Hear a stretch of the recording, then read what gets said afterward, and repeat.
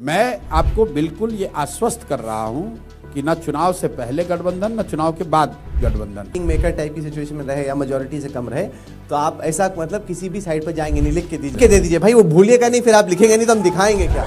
न चुनाव से पहले गठबंधन न परिणाम के बाद गठबंधन। बहुत स्वागत है आपका प्रशांत जी। मेरे साथ मेरे दो सहयोगी पद्मजा जोशी हमारी मैनेजिंग एडिटर और प्रभाकर कुमार जो कि हम लोगों का बिहार का ब्यूरो देखते हैं। बहुत बहुत स्वागत है आपका। कई सारे कैंपेन्स आपने मास्टरमाइंड किए हैं, स्ट्रैटेजाइज किए हैं, आपको एक तरीके से कैंपेन स्ट्रेटेजिस्ट के तौर पे अपनी इमेज बनाई। नेताजी ये बताइए क्या ज़्यादा आसान है, दूसरों को लड़ाना या खुद लड़ना? नहीं, यहाँ पर भी दूसरे को लड़ा ही रहे हैं। फ़र्क बस ये है कि एक नया फॉर्मेशन बनाकर उसको लड़ा रहे हैं, और इससे पहले की जो एक्सपीरियंसेस रहे हैं वो पहले से जो फॉर्मेशंस बने हुए थे उनको लड़ाया जा रहा था। लेकिन अगर आप 2014 को देख लीजिए मोदी जी का कैंपेन, तो वो भी एक तरह से नया ही फॉर्मेशन था, क्योंकि गुजरात का कोई किसी राज्य का चीफ मिनिस्टर किसी राष्ट्रीय दल का नेता बन जाए और फिर उसको उसके कैंपेन को अगर आप कर रहे हैं तो वो भी एक नया ही एक्सपेरिमेंट था। तो अभी भी चुनाव लड़ा ही रहे हैं, तो उसमें कोई बहुत फ़र्क नहीं है। फ़र्क बस मानते हैं कि प्रतिष्ठा का सवाल है आपके लिए, क्योंकि जितने भी देश के नेता है ना वो सब कहते हैं ठीक है बेटे कोचिंग करना एक बात है, आओ बैटिंग करके देखो फिर पता चलेगा कितना दम है तुम। नहीं, ठीक बात है। वो तो जब भी आप कोई काम करते हैं तो प्रतिष्ठा तो दांव पर होती ही है। आप बंगाल आए थे मेरा इंटरव्यू लेने, और आप मेरे शुभचिंतक हैं, तो आपने कहा था कि ये मत कहो, 100 सीट वाला मत कहो, वरना बीजेपी के ट्रोल आपको बर्बाद कर देंगे, आपका जीना हराम कर देंगे। और अगर रिजल्ट वैसे नहीं आए होते तो शायद वो होता भी जो आप कहते हैं। तो जब कोई भी जीवन में आप रिस्क ले रहे हैं, कोई बड़ा काम करने का प्रयास कर रहे हैं, तो उतना तो आपको हार से डर के तो आप नहीं बैठ सकते हैं। जो भी आप प्रेडिक्शन करेंगे, कोई बात कहेंगे, तो उसमें गलती हो सकती है, कोई हम लोग भगवान तो है नहीं। तो प्रशांत जी, अब आपने बोल ही दिया है प्रेडिक्शन की बात, तो उसी से शुरुआत कर लेते हैं। आप बार बार कह रहे हैं या तो अर्श पर या फर्श पर एक आप नंबर, अब अर्श का और फर्श का नंबर बता दीजिए, क्या है आपकी रेंज इसमें? नहीं, अर्श और फर्श पे क्या है कि ज़्यादातर नेताओं से ये एक्सपेक्ट किया जाता है कि आप आइए और बिल्कुल आंख बंद करके बोलिए कि हम ही जीत रहे हैं, हम ही जीत रहे हैं। तो वो जो चीज़ मैं देख पा रहा हूँ वही आकर कैमरे पर बोलता हूँ, और मैं जो देख रहा हूँ वो 2 प्रोबेबिलिटीज़ है। एक प्रोबेबिलिटी ये है कि लोगों को, जिनको 30 साल से बिहार में विकल्प की आवश्यकता थी या जिनको महसूस हो रहा था कि विकल्प होना चाहिए, उन्होंने एक सशक्त विकल्प के तौर पर, एक ईमानदार प्रयास के तौर पर जनस्वराज को देख लिया, समझ लिया। अब उनको वोट करना है, तो बात उन्होंने सुन ली। कोई ये नहीं कह रहा कि उन्हें पता नहीं कि जनस्वराज क्या है, कोई ये नहीं कह रहा कि जनस्वराज जो कह रहा है या जो प्रयास कर रहे हैं वो सही नहीं है। लेकिन वोट करने की जो बात है, it requires a leap of faith. तो जब मैं लीप ऑफ फेथ की बात करता हूँ, कई लोग कहते हैं भाई ये क्या जाति क्या की वजह है, या यहाँ फॉर्मेशन जो हैं वो बहुत स्ट्रांग है इसलिए। ये बात नहीं है। People need leap of faith because of the prolonged phase of hopelessness. कई बार ऐसा होता है कि जैसे आप अच्छे भले हैं, आपका पैर टूट जाए और 6 महीने के लिए आप बेड रिडन हो जाए, तो फिर जब आप खड़े होंगे तो अपने आप पर आपका भरोसा नहीं होगा कि मैं ठीक से चल पाऊंगा। तो 25, 30, 40 सालों से जो राज्य, जो समाज एक ढर्रे में जी रहा है, और जहाँ की राजनीतिक सामाजिक व्यवस्था को लेकर ज़्यादातर दल और नेताओं ने ये मान लिया है कि भाई बिहार में इससे ज़्यादा बेहतर कुछ नहीं हो सकता है।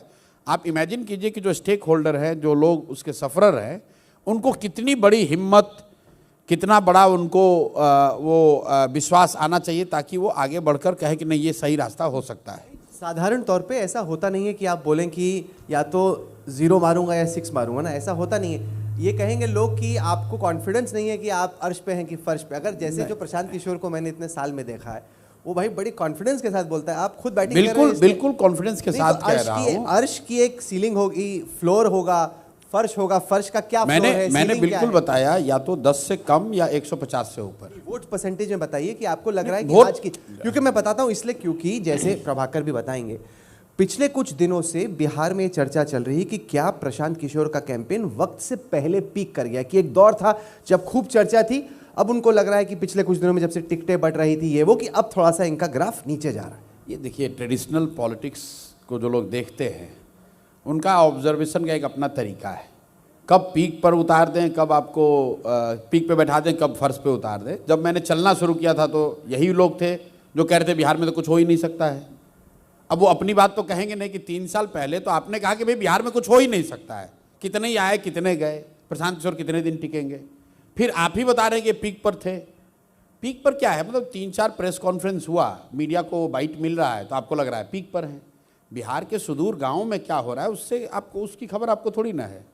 आप तो पटना में, मैं जब 2 साल चल रहा था बिहार में, तो आपको लग रहा था प्रशांत किशोर का कुछ नहीं, वैसे कहीं घूम रहे होंगे रास्ते में, लेकिन न्यू तो उसी से बनी है। पटना में 1 महीना में उपलब्ध था, 2-4 high profile high decibel press conference हुए, तो लोगों को लग रहा है भाई पूरे बिहार में इन्हीं की चर्चा चल रही है। वो तो घी की आग है, लकड़ी की आग, खाना जो है वो लकड़ी की आग पे बनता है, घी की आग पर खाना नहीं बनता है। मीडिया को घी की आग चाहिए। कुछ आपने कहा तुरंत आग भभका लग रहा है, अरे यार तो प्रशांत किशोर बड़ा जलवा है, पूरे बिहार में इन्हीं का चर्चा चल रहा है। चर्चा वो तो प्रेस करके कोई कर सकता है, लेकिन वो चर्चा इसलिए सस्टेनेबल है क्योंकि गांव गांव में जनसुराज है, घर घर जनसुराज पहुंचा हुआ है, और घर घर वो प्रेस कॉन्फ्रेंस करके मीडिया से वार्ता करके नहीं पहुंचा है। मैं तो करीब 1.5 साल पटना में नहीं आया हूं, बात दिल्ली और दूसरे जगह छोड़ दीजिए, मैं तो पटना भी 1.5 साल नहीं आया हूं शुरुआती दिनों में। तो वो गांव गांव लोगों ने देखा है, समझा है। और लीप ऑफ फेथ की जो मैं बात कर रहा हूं, एक बार चूंकि सिंबल नया है, पार्टी नई है, और लोग कह रहे हैं यार बहुत अच्छा है, लेकिन बिहार में हो पाएगा क्या? That is why that last leap of faith is what makes statistics take a back seat. और जो रियलिज्म है, प्रैग्मेटिज्म है कि भाई ये संभव है कि सब कुछ होने के बाद भी कहेगा अच्छा ठीक है, देखते हैं अभी थोड़ा दिन और इनको। प्रशांत आपने जब शुरुआत की थी तो आपकी पार्टी को एक एक्स फैक्टर, बिहार इलेक्शन में एक्स फैक्टर के रूप में देखा जा रहा था, जिस तरीके से आपने यात्रा की। और अभी आप जब खुद से आपने चुनाव नहीं लड़ने का फैसला किया तो लोगों में थोड़ी निराशा हुई है। उम्मीद थी कि आप चुनाव लड़ेंगे, आपने घोषणा भी की थी कि 2 सीटों पे आप चुनाव लड़ेंगे, 2 में से कहीं। देखिए यही बात है, आप लोग अपने हिसाब, कोई मेरा घोषणा दिखाते जहां मैंने कहा कि मैं 1 सीट पर भी लड़ूंगा। मैंने कहा अगर लड़ूंगा तो मैं दूसरों को बताता हूं कि या तो आपको अपनी जन्मभूमि से लड़ना चाहिए, अपनी कर्मभूमि से लड़ना चाहिए। उस नजरिए से मैंने कहा या तो मैं कर घर लड़ूंगा, अगर लड़ूंगा, पार्टी तय करेगी। अगर वाला शब्द आप मिटा दिए, पार्टी तो और आप एक्स फैक्टर हमको कब बता दिए? एनडीटीवी ने तो हमको कभी एक्स फैक्टर बताया नहीं 3 बरस में। 3 बरस में तो आपने हमको कभी कवर किया नहीं। एक्स फैक्ट देखिए, आपको तो टीआरपी चाहिए। अगर प्रशांत किशोर अभी राघोपुर में लड़ रहे होते, मीडिया को मजा आ रहा होता। मैं हमेशा कहता हूं कि बॉक्सिंग रिंग में उतर के जो 2 लोग लड़ते हैं, धक्के तो उनको खाने हैं, पंचेस तो उनको लगने हैं, जो क्राउड बैठता है तो कहता है हाँ मारो, बहुत बढ़िया, बहुत अच्छा, लगो लगो। तो आप तो स्पेक्टेटर हैं, आप अपने लिए स्पेक्टेकल चाहते हैं। We can not be running our life basis आप क्या देखना और सुनना चाहते हैं। पर जो एक और शख्स था जिसने यही कोशिश की जो आपने की, वो अरविंद केजरीवाल थे। उन्होंने बोला कि मैं शीला दीक्षित के खिलाफ लड़ूंगा, नई दिल्ली सीट पर लड़ गए और शीला दीक्षित उस तरह की मुख्यमंत्री को हरा दिया। अगर आप उस तरह का करते तो लगता कि कप्तान सामने से बैटिंग कर रहा है। देखिए, अब चूंकि आपने चुनाव नहीं लड़ा। 1 मिनट, ऐसी बात है, आपने ठीक कहा। एक तो आपने अच्छा कहा कि मैं और अरविंद केजरीवाल अलग हैं, क्योंकि अभी तक तो इल्जाम ये लग रहा है कि आप तो दोनों एक ही जैसे हैं। हम उस तरह की राजनीति करते नहीं हैं। दूसरा, अगर आप उसको प्रैक्टिकलिटीज के हिसाब से भी देखेंगे तो बिहार के मुख्यमंत्री चुनाव नहीं लड़ रहे, शीला दीक्षित चुनाव लड़ रही थी, बिहार के मुख्यमंत्री चुनाव नहीं लड़ रहे। अब आप तेजस्वी यादव के खिलाफ जाकर लड़ेंगे तो कोई ये भी कह सकता है कि अरे ये पिछड़ों के नेता हैं, इसलिए ये प्रशांत किशोर गए हैं उनको हराने के लिए। मगर अगर तेजस्वी यादव मुख्यमंत्री होते या बिहार का कोई मुख्यमंत्री होता, अगर वो लड़ रहा होता चुनाव, तब आपका सवाल एक बार को जायज़ था कि भाई आप मुख्यमंत्री के खिलाफ क्यों नहीं लड़ रहे। तो ये मतलब मीडिया को, ठीक है आपका सवाल जायज़ है, ये भी जायज़ है कि भाई अगर लड़ते तो और ज़्यादा चैटर होता, लेकिन चैटर जरूरी नहीं है कि बिहार के सुदूर सीटों पर उसका असर हो रहा है। पर पीके इसका दूसरा पर्सपेक्टिव ये है कि तमाम जो आपके सर्वे आ रहे हैं, आंकड़े आ रहे हैं, उसमें आपको दिख रहा है, क्योंकि आप ऐसे ही तय करते हैं ममता बनर्जी के लिए, तमाम लोगों के लिए, कि भाई उम्मीदवार को उतारने से वो जीतेगा कि हारेगा। आपका सर्वे आपको बता रहा है कि आप खुद नहीं जीत रहे, इसलिए आपने तय किया कि चलो नहीं लड़ते इस बार। नहीं, देखिए मतलब जब 14 को रिजल्ट आएगा तो जनसुराज को कितना सीट, कितना वोट आता है, उससे मेरी सफलता देखी जाएगी कि मैं राघोपुर में लड़ा हूं कि नहीं लड़ा हूं, इससे सफलता देखी जाएगी। परसेप्शन बनता है, परसेप्शन तो परसेप्शन की जो लड़ाई है ना, उस थोड़ा हम पर छोड़ दीजिए। परसेप्शन की ही लड़ाई है कि बिहार में कोई खड़ा नहीं हो सकता है। परसेप्शन की ही लड़ाई है कि महागठबंधन और एनडीए के अलावा बिहार में कोई स्पेस नहीं है। परसेप्शन एक बात है, फैक्ट अलग है। आंकड़े बता रहे हैं कि बिहार में 1/3 लोग दोनों गठबंधनों में किसी को वोट पीछे से नहीं दे रहे हैं, और आप लोग कह रहे हैं कि यहाँ किसी के लिए स्पेस नहीं है, आपका परसेप्शन है। जब भी हम लोगों ने जो पढ़ा है, समझा है कि जब भी आपको परसेप्शन दिखने लगे तो you need to pause and look at the hard fact. Fact और परसेप्शन का हमेशा मिलान हो, ये जरूरी नहीं है। प्रशांत जी, क्योंकि आप 11 अक्टूबर को जब राघोपुर गए थे, वहां पर एक कॉन्फिडेंस बिल्डिंग मेजर वाली बात होती है। 11 अक्टूबर को आप गए और वो क्लिप अगर हम चलाएंगे, वहां पर आपने लोगों के बीच जाकर के कहा कि भाई हम आए राघोपुर, और लोग ने वहां पे कहा बिल्कुल हाँ, आप ठीक कह रहे हैं। आप कम से कम you are correct by saying कि आई हैव सेड कि भाई यहाँ आए, लड़े, क्या कहें। और उन्होंने कहा हाँ आइए। बिल्कुल तो अब वो लोग खुद को ठगा हुआ नहीं महसूस करोगे? क्यों ठगा हुआ? आइए प्रशांत जी। बिल्कुल नहीं ठगा हुआ महसूस कर रहे हैं। आप ठगा हुआ महसूस कर रहे हैं क्योंकि आपको उतने बाइट्स, उतने क्लिप्स दिखाने को नहीं मिल रहे हैं, और थोड़ा और मजा जो आपको आ सकता था मीडिया के हिसाब से, वो शायद मजा नहीं आ रहा है। सर देखिए, आप अनफेयर हो रहे हैं क्योंकि आप नहीं लड़ रहे हैं, फिर भी आप हमारे ओपनिंग स्पीकर हैं क्योंकि आप एक्स फैक्टर हैं। नहीं, और मैं एक सेकंड वो चलाना चाहती हूँ। ओपनिंग, एक मिनट रुक जाइए। ओपनिंग स्पीकर इसलिए नहीं है कि हम एक्स फैक्टर हैं, ओपनिंग स्पीकर इसलिए है कि हम व्यू लेकर आ रहे हैं। अभी जितने लोग मीडिया में हैं बिहार में, वो, और ये कोई परसेप्शन की बात नहीं है, अगेन हार्ड फैक्ट है। पिछले 3 साल में जो लोग, हम लोग भी जो आंकड़े देख रहे हैं, 2 ही चीज व्यूअरशिप ला रहा है, जनसुराज, प्रशांत किशोर और नीतीश कुमार की बीमारी या उनके जो बीमारी कह लीजिए, या उनके जो 1-2 ऐसे आ जाते हैं, कुछ बोल दिया, कुछ मजाक कर दिया, इसके अलावा कोई, क्योंकि और इसको सीरियसली देखिए, क्योंकि यहां पर जो व्यू लाने वाले लोग थे, लालू जी हैं नहीं, नीतीश जी कभी कोई ऐसा इंटरव्यू स्ट्रक्चर्ड या अदरवाइज दे नहीं रहे हैं, रामविलास जी रहे नहीं, सुशील जी हैं नहीं, तो व्यू लाने वाले कौन लोग हैं? किसको लोग सुनना चाहते हैं? अब फिर वो अलग बात है। आपने कहा कि मैं सिर्फ वो लिमिटेड, चल अभी लिमिटेड मैं सवाल का जवाब दे रहा था कि मैं आपके मॉर्निंग ओपनिंग सेशन में क्यों हूं। नहीं, पर मेरी कुछ भाजपा के वरिष्ठ नेताओं से बातचीत हुई और मैंने यही दिखाया, क्योंकि social media impressions, digital views, कौन सा इंटरव्यू कितना देखा जा रहा है, वो तो पब्लिक इन्फॉर्मेशन है। तो मैंने कहा कि देखिए भाई, इनको देख तो काफ़ी लोग रहे। तो उन्होंने कहा कि देखिए, प्रशांत किशोर नैरेटिव जानते हैं, माहौल बनाना जानते हैं, डिजिटल और सोशल के मास्टर हैं। ये डिजिटल और सोशल तक ही उनकी लड़ाई सीमित रह जाएगी, ये ज़मीन पे नहीं होता। भाजपा पूरे हाई लेवल पे कन्विंस्ड है कि आपका जो भी पॉलिटिकल गेम है वो डिजिटल और सोशल पे हो रहा है, वो धरातल पे नहीं होगा। चलिए, अब भाजपा के सीनियर लीडर ये कह रहे हैं, जो कि इसके सबसे बड़े बेनिफिशियरी रहे किसी जमाने में, मोदी जी इसी विधा को साध कर प्रधानमंत्री के पद तक पहुंचने का, ऐसा लोग कहते हैं भी, उनका बहुत बड़ा डिजिटल का, फेसबुक का, सोशल मीडिया का योगदान रहा है उनके प्रधानमंत्री बनने में। देखिए, जो एक सीक्वेंसिंग है, पहले लोग आपको जानेंगे, फिर लोग आपको सुनेंगे, फिर लोग उसको चर्चा करेंगे, फिर ही उसको वोट देंगे। रिवर्स नहीं हो सकता है। ऐसा नहीं हो सकता कि पहले लोग वोट दे दें फिर चर्चा करें। तो आप ये कह रहे हैं कि पहले लोगों ने कहा भी प्रशांत किशोर को जानता कौन है, तो चलो भाई लोगों ने जान लिया, फिर लोगों ने जो प्रशांत किशोर कह रहे हैं, हाँ भाई बात तो ठीक कह रहे हैं, ये बात तो लोग मान रहे हैं। तीसरी आप कह रहे हैं कि लोग देख रहे हैं, चर्चा कर रहे हैं।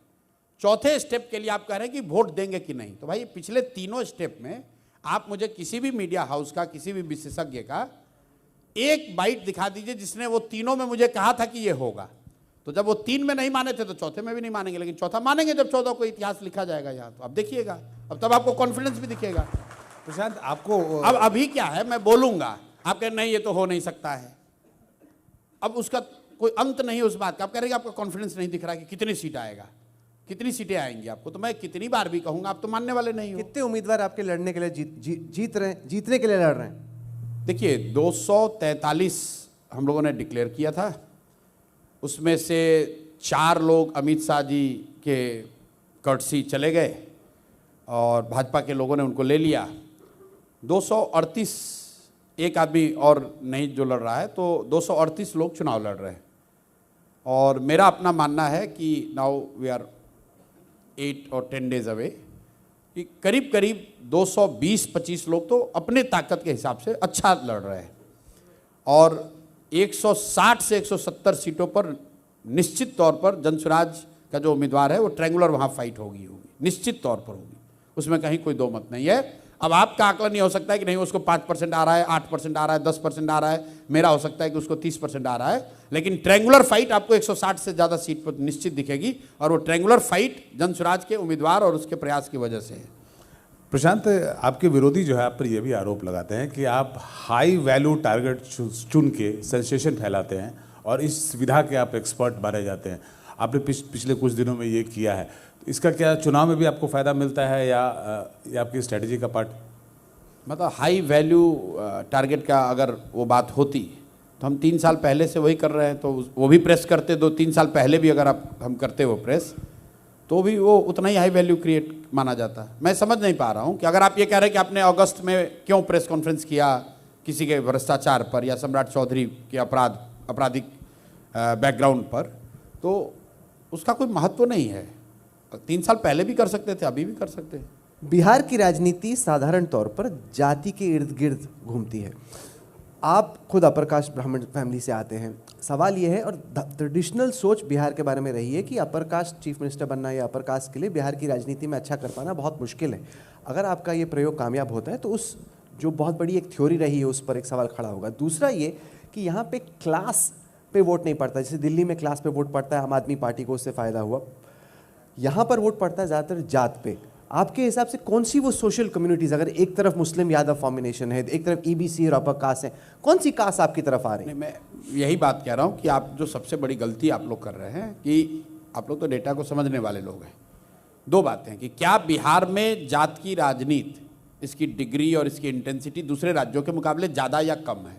तो मैं अक्सर एग्जाम्पल देकर बताता हूँ कि पिछले 20 साल में वो चुनाव जहाँ पूरे देश में जाति धर्म से ऊपर उठकर लोगों ने वोट दिया, उस समय बिहार में क्या हुआ। 1984 में कांग्रेस को भारी सफलता पूरे देश में मिली, तो बिहार में भी कांग्रेस को करीब करीब 100% सफलता मिली। 1989 में नॉर्थ और वेस्ट इंडिया में बीपी सिंह जीत कर आए, जनता दल जीत कर आया, तो बिहार में भी बीपी सिंह को उतनी ही सीट मिली। 2014 में मोदी जी का लहर चला, तो बिहार में भी मोदी जी के नाम पर वोट पड़ा। और तब याद रखिए नीतीश कुमार उनके साथ नहीं थे 14 में। 2019 में पुलवामा के नाम पर पूरे देश में वोट पड़ा, तो बिहार में भी पुलवामा के नाम पर 39 सीट जीत कर आई भाजपा। ये चारों एग्जाम्पल अगर आप देख लें तो आपको ये क्या दिखाता है कि जब जब, जिसको आप लोग कहते हैं लहर वाला इलेक्शन है, जब जब कोई घटना, कोई व्यक्ति, कोई विषय जिसने समाज के इमेजिनेशन को कैप्चर कर लिया और समाज के अन्य अलग अलग वर्गों के लोग ऊपर उठकर उन्होंने किसी एक दल या पार्टी को वोट किया, तो बिहार में भी वो हुआ है। तो ये सिंगल आउट करना कि बिहार में जाति ज़्यादा है, उसका कोई आंकड़ा, कोई मतलब बैकअप नहीं है, कोई प्रूफ नहीं है। बिहार में जाति उतनी है जितनी कर्नाटक में है, जितने आंध्र में है, जितना गुजरात में है, जितना महाराष्ट्र में है। लेकिन आप जब महाराष्ट्र के पॉलिटिशियन को या इस तरह के किसी प्रयास को आप लोग जब इंटरव्यू करते हैं, असेस करते हैं, तो वहाँ ये नहीं पूछिएगा कि मराठा और कुंबी को कैसे साधिएगा। आंध्र में आप ये नहीं कहिएगा कि कापू कम्मा रेड्डी को कैसे करोगे। कर्नाटक में आप लिंगायत वोकालिगा की बात नहीं करोगे, क्षत्रिय पटेल की बात गुजरात में नहीं करोगे, यूपी में जात की राजनीति की बात नहीं करोगे। बिहार है तो कहते हैं सब कुछ जाति पर हो रहा है। तो एक तो ये पूर्वाग्रह दिखाता है। दूसरा, अगर आपने अभी जो कहा कॉम्बिनेशन की MY एक और है और बाकी लोग दूसरे तरफ हैं, तो भाई जो हार्ड फैक्ट है, पिछली बार 74% वोट इन दोनों फॉर्मेशंस को पड़ा है। तो जो 25% लोग, 26% लोग जिन्होंने इन दोनों फॉर्मेशन को वोट नहीं दिया, उनकी जाति है कि नहीं है कि वो यूपी के लोग हैं, वो भी तो किसी जात के ही है ना लोग। अगर आप जन्म आपका हुआ है तो किसी न किसी जाति के होंगे। तो अगर आप कह रहे सारा MY लालू जी के साथ है और बाकी सब NDA के साथ है, तो वो 26% कौन है जिसने कि वोट इन दोनों को नहीं दिया, उनकी जाति क्या है वो भी बता दो भाई। हमको नहीं पता है, आपको पता होगा कि उनकी जाति क्या है जिन्होंने इन दोनों को नहीं दिया। मतलब अपने से बैठा के बना दिया, सारे MY लालू जी को वोट दिए। किसने कह दिया? अगर सारे MY ने लालू जी को वोट दिया तब लालू जी का वोट परसेंटेज बहुत ज़्यादा होना चाहिए था। तो जो जन स्वराज की पॉलिटिक्स थी, आपने बार बार बोला था कि हम इसको ब्रेक करना चाहते हैं, कि हम caste based ticket distribution, caste based politics नहीं करते। अब जबकि हम फाइनल ओवर में आ गए हैं इस इलेक्शन के, क्या आप कह सकते हैं कि प्रशांत किशोर ने इस कास्ट पॉलिटिक्स को हरा दिया, या कास्ट पॉलिटिक्स ने थोड़ा सा टेम्पर कर दिया प्रशांत किशोर को? बिल्कुल नहीं। मतलब पहली बार आपने ब्रेक कर दिया। आपने ब्रेक करने की पहली बात आप ये समझिए कि हमको कास्ट पॉलिटिक्स को ब्रेक करने की जरूरत नहीं है। हर दौर में कुछ लोग हैं जो जातियों की राजनीति करते हैं। जाति को समझना और जाति की राजनीति करना दोनों दो बात है। अब जनसुराज के 240 लोग चुनाव लड़ रहे हैं, तो आप कह सकते हैं वो भी तो किसी जाति के हैं, ऐसा तो जाति उनका इरेज तो हो नहीं सकता है। अगर पद्मजा जोशी चुनाव लड़ेंगी तो उनकी जाति तो है, पर आप आपने- जाति की राजनीति करें या ना करें। आपने जाति देख के टिकट दिया है कि नहीं, आप बात नहीं समझ रहे हैं। हम कुछ भी देखकर टिकट दें, अल्टीमेटली आप उसको उस लेंस से देखना चाहते हैं तो आप तो कहिएगा कि इतने अति पिछड़े को दिए, इतने दलित को दिए, इतने ओबीसी को दिए, क्योंकि कोई भी दल, कोई भी व्यक्ति जाति को इरेज तो नहीं कर सकता है, लेकिन कोई बिहार में ये नहीं कह सकता है कि जनसुराज जाति की राजनीति कर रहा है। कोई बिहार में ये नहीं कह सकता है कि जनसुराज में प्रशांत किशोर ब्राह्मणों के नेता हैं, ये तो कोई नहीं कह रहा है। तो उस नजरिए से आप कह सकते हैं कि जाति की राजनीति to that extent we have been able to break. क्योंकि कोई ये नहीं कह रहा है कि जनसुराज में प्रशांत किशोर या जो इसका जो नेतृत्व है वो सवर्ण का है कि ओबीसी का है कि ईबीसी का है। लोग ये कह सकते हैं कि भाई ये टिकेंगे नहीं, बिहार में चुनाव हार जाएंगे, इनको समझ नहीं, वो सब कह सकते हैं, लेकिन ये कोई इल्जाम नहीं लगाएगा कि हम लोग जाति की राजनीति कर रहे हैं। क्योंकि प्रशांत जी, आपने जिस दिन अपनी दूसरी लिस्ट रिलीज की थी उस दिन आपने कुछ कहा था, मैं एक बार वो आपको याद दिलाना चाहती हूँ, अगर हम वो चला सकें। सबसे पहले तो बात ये कि समाज के सभी वर्गों को उनकी जाति, उनकी संख्या के हिसाब से जो भागीदारी की बात कही गई थी उसके अनुरूप आपको वो सूची दिखी होगी। उसमें अति पिछड़ा समाज हो, दलित समाज के लोग हों, मुस्लिम समुदाय के लोग हों, सामान्य वर्ग के लोग हों, ओबीसी समाज के लोग हों, और उसके नीचे भी जिस समाज की जो जनसंख्या है वो उस हिसाब से उनको भागीदारी दी गई है। तो प्रशांत जी, ये तो आपने जाति के हिसाब से भागीदारी दी गई, तो आपने नहीं उनका नहीं, जाति देखी? आपने सुना ही नहीं। आप उसी स्टेटमेंट को आपने जो चलाया प्रूफ के तौर पर, बिल्कुल ठीक बात है कि जनसुराज के संविधान में ये बात लिखी हुई है कि जब हम अपना कोई भी फैसला करेंगे भागीदारी को लेकर तो उसमें समाज के पांचों वर्ग, सामान्य वर्ग, ओबीसी वर्ग, ईबीसी वर्ग, मुस्लिम और दलित, इन पांचों समाज के लोगों को उनकी जनसंख्या के हिसाब से भागीदारी दी जाएगी। लेकिन चुनाव का जो आधार है वो मेरिट है, और साथ में ये कहा गया, मान लीजिए 1000 मेरिटोरियस लोग, काबिल लोग चुन के आ गए, चुनाव टिकट तो 243 को ही देना है, तो 1000 लोगों में से 243 जब चुनेंगे, काबिल सब हैं, तो उस समय ध्यान रखेंगे कि भाई ऐसा ना हो जाए कि सिर्फ सामान्य वर्ग के ही काबिल लोग आ जाएं। ये बात कही गई। इसमें जाति की राजनीति क्या है? भागीदारी, मैंने फिर वही आपको कहा कि जातियों की समझ होना और जातियों की राजनीति करना। हम उसमें तो कह नहीं रहे कि सारे अगड़े एक हो जाओ भैया, तुमको हमने टिकट दिया है। हमने ये तो नहीं कहा कि सारे ओबीसी ईबीसी एक हो जाओ, आपको जनसुराज ने टिकट दिया है। ये कहा गया है कि सभी वर्गों को जो वादा किया गया था उनको उनकी संख्या के हिसाब से भागीदारी दी गई है। क्योंकि सर, जब आप कहते हैं जिसकी जितनी संख्या भारी उसकी उतनी हिस्सेदारी, उस हिसाब से ये नारा आपका है, नहीं, मेरा नहीं है, मैं जिसका भी है संख्या के हिसाब ना, से ये नारा मैंने नहीं दिया। मैंने, ऐसा है, मैं फिर आपको दोबारा कह रहा हूं, आप स्टेटमेंट को एक हिस्सा इरेज करके दिखा रहे हैं। उस एक लाइन उसमें यह भी कहा गया है कि सिलेक्शन का आधार मेरिट है, सही लोग है, लेकिन सही लोग 243 नहीं है ना, 243 से ज्यादा हैं। तो उसमें फिर कैसे आप बांटेंगे कि कौन से सही लोग? सारे ब्राह्मण ही लड़ जाएंगे, यही सही लोग हैं, या सारे अति पिछड़े ही लड़ जाए, या सारे यादव ही लड़ जाए, या सारे दलित ही लड़ जाए? ऐसा तो हो नहीं सकता है। तो वो एक सेकेंड डिग्री फिल्टर है कि जब आप लोगों का चुनाव कर रहे हैं तो उस समूह से जिस समाज की जितनी संख्या है उतना कोशिश करके उतनी भागीदारी उनको दी जाए। जनसुराज ने, मान लीजिए, पहली बार यहाँ के इतिहास में हम लोगों ने अति पिछड़ों को, हिंदू अति पिछड़ों को करीब करीब 55 सीट दिया है, उनकी संख्या के हिसाब से दिया है। उसके लिए कोशिश करी है कि उतने लोग, उतने काबिल लोग निकाले जाएं और तब उनको दिया गया है। लेकिन ऐसा नहीं कि जनसुराज को अति पिछड़ों की राजनीति अलग से कर रहा है, या मुसलमानों को 34 सीट दिया गया है, उनकी संख्या है इसलिए उनको 34 सीट दिया गया है। अगर कोई आपका वोट बैंक है तो आप एक तरीके से कोशिश कर रहे हैं माइग्रेंट वोटर्स को अपना वोट बैंक बनाने की। जो युवा हैं, जो देश के अलग अलग हिस्सों में अलग अलग नौकरियों में काम करते हैं, जो वापस आए हैं छठ के लिए, दीपावली के लिए, आप कोशिश कर रहे हैं कि वो आपका वोटर बन जाए। लेकिन वो अलग अलग जातियों से भी आते हैं। क्या आपको लगता है कि वो जाति से एक कदम ऊपर उठते हुए एक माइग्रेंट वोट बनेगा प्रशांत किशोर की पार्टी का? मैं बार बार आपको कह रहा हूं कि हम लोग का जो वोट बैंक है, या जो आप स्टार्टिंग पॉइंट मानिए, वो ये है जो बिहार में बदलाव चाहता है और दोनों गठबंधनों से उबा हुआ है।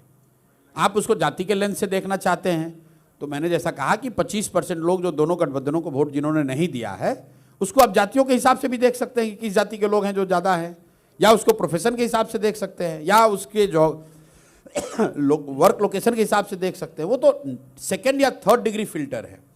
पहला जो स्टार्टिंग पॉइंट है, वो लोग जो बिहार में बदलाव चाहते हैं, इन दोनों फॉर्मेशन से उबे हुए हैं। That is the starting point for Jansuraaj. 1280 दिन की आपकी सिंगल बिगेस्ट लर्निंग क्या है? सिंगल बिगेस्ट लर्निंग ये है कि बिहार जितना आंकड़ों में गरीब दिखता है, उससे कहीं ज़्यादा गरीब, उससे कहीं ज़्यादा बदहाल या दुर्दशा की स्थिति में लोग यहाँ पर हैं। मैं बिहार से हूँ, थोड़ी बहुत आंकड़ों की समझ है ऐसा कह सकता हूँ। और यहाँ प्रोफेशनली भी जब मैं यूएन में था तब भी यहाँ पर मैंने 2 साल काम किया है, और यहाँ पढ़ाई लिखाई भी की, 2 साल काम भी किया, और राजनीतिक क्षेत्र में भी कुछ समय यहाँ बिताया है। मुझे भी ऐसा लगता था कि मुझे इस बात की समझ है कि बिहार की समस्याएं क्या हैं या बिहार के लोगों की स्थिति क्या है। लेकिन जब मैं नीचे गया हूँ 3 साल जो मैंने काम किया है, तो मुझे इस बात का एहसास हुआ कि बहुत ऐसे सामाजिक, राजनीतिक, आर्थिक पहलू हैं जो आंकड़ों में नहीं दिखते हैं। आंकड़ों में ये नहीं दिखता है। मैं आपको अपना एग्जाम्पल एक दे के बता रहा हूँ कि मैं यहाँ पर 2015 का मैंने एजेंडा एक तरीके से महागठबंधन का सेट किया था। 7 निश्चय का एक प्रोग्राम बनाया था, लेकिन उसमें मैंने ये जो वृद्धा पेंशन है उसकी बात नहीं कही थी, जो कि बिल्कुल छोटा चीज़ था, किया जा सकता था। क्योंकि मुझे उस समय समझ ही नहीं थी कि 400 रुपया का जो मासिक पेंशन है वो कितना महत्वपूर्ण है उस महिला के लिए, या उस विधवा के लिए, या उस विकलांग के लिए जिसको कि पूरा महीना 400 रुपये में बिताना पड़ता है। तो जब मैं पैदल चला और मैंने देखा कि भाई लोग उसका भी बेसब्री से इंतजार करते हैं कि वो 400 रुपये आए तो मैं दवा खरीदूंगी, तो ये चीज़ें जो आंकड़ों में आपको नहीं दिखती है। पहले मुझे आंकड़ों में दिखा होगा कि 1.25 करोड़ लोग हैं जिनको वृद्धावस्था पेंशन मिलता है, वो आगे बढ़ गई बात। तो एक लाइन में समअप यही करूंगा कि जितना आंकड़ों में बिहार गरीब दिखता है, उससे बहुत ज़्यादा गरीब और बदहाल ज़मीन पर है। कुछ सवाल हम लेते हैं हमारे साथियों से जो कि हमारे साथ यहाँ बैठे हैं। सुमित अवस्थी मुझे दिख रहे हैं। सुमित, पूछिए। प्रशांत जी, स्वागत है आपका एनडीटीवी पे। आज से 22 दिन पहले मैं आपसे आपके घर में मिला था, इसी शहर पटना में। मेरा घर नहीं है, जहाँ भी आपका कैंप ऑफिस कह लीजिए आप। नहीं, उसको भी चला दीजिएगा आप लोग की। नहीं, जो अब मुझे तो आपने वहीं बुलाया था कि हाँ हम इंटरव्यू दे रहे हैं, तो हम चल के आए थे। जो भी था, मैं उस पर नहीं जाना चाहता हूँ। मैं दूसरी बड़ा वायरल हुआ है वो। थैंक्स टू यू ना, thanks to me, thank you, thanks to the content. मैं मनोरंजन भारती जी आते हैं, इंटरव्यू लेते हैं, बीच में आप आए और आपने 2-4 सवाल दागे, मैंने कुछ बोला और एकदम वो चल रहा है कि अरे देखिए इनका दोनों का। चलिए बस पूछिए सर। टाइट रहते हैं पत्रकारों से, ऐसा चल रहा है नहीं? चलिए। आपकी याददाश्त अच्छी है। मैं उसी दिन, आपने 9 तारीख थी वो, शाम को हम 5 बजे के आसपास इंटरव्यू कर रहे थे आपका। आपने ये कहा था कि आप 11 तारीख को राघोपुर जा रहे हैं, फिर आप बताएंगे कि चुनाव लड़ेंगे या नहीं लड़ेंगे जी। अगर मेरा कॉन्टेक्स्ट गलत है तो मुझे नहीं, बिल्कुल ठीक है।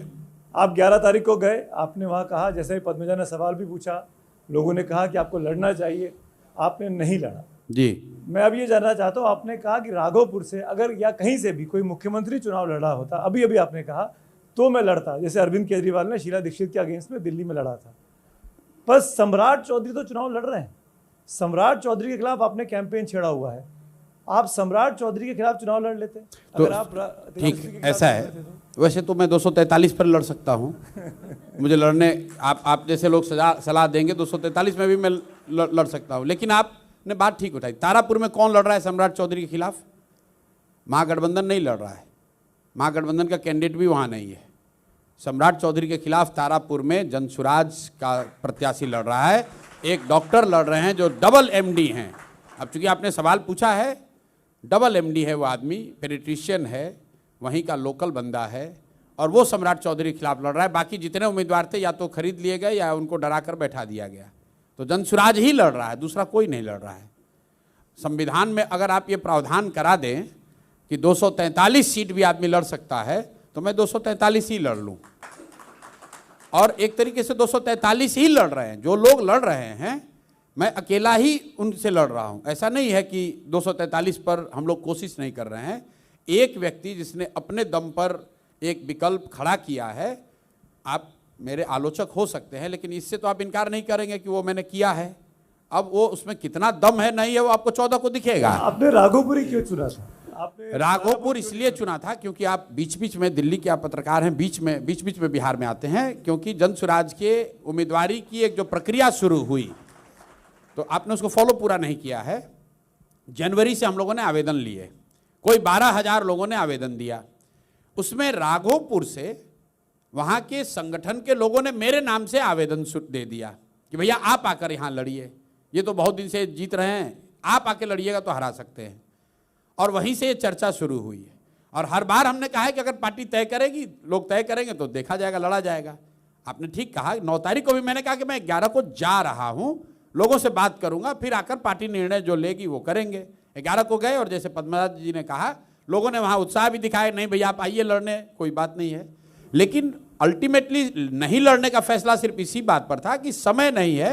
अगर आप राघोपुर जाएंगे तो 3-4 दिन भी अगर जो लगाएंगे तो आपके पास दूसरे जगहों पर कैंपेन करने के लिए समय नहीं होगा। एक बात आप समझ लीजिए कि मैंने एक और वादा जो किया था लोगों से कि 200 से ज़्यादा लोग, वो लोग चुनाव लड़ रहे होंगे जो कि जीवन में पहले कभी चुनाव नहीं लड़े, और वो इसलिए लड़ रहे हैं, एक उनका फैक्टर ये भी है कि भैया प्रशांत किशोर या इनकी व्यवस्था से उनको चुनावी राजनीति लड़ने में मदद मिलेगी।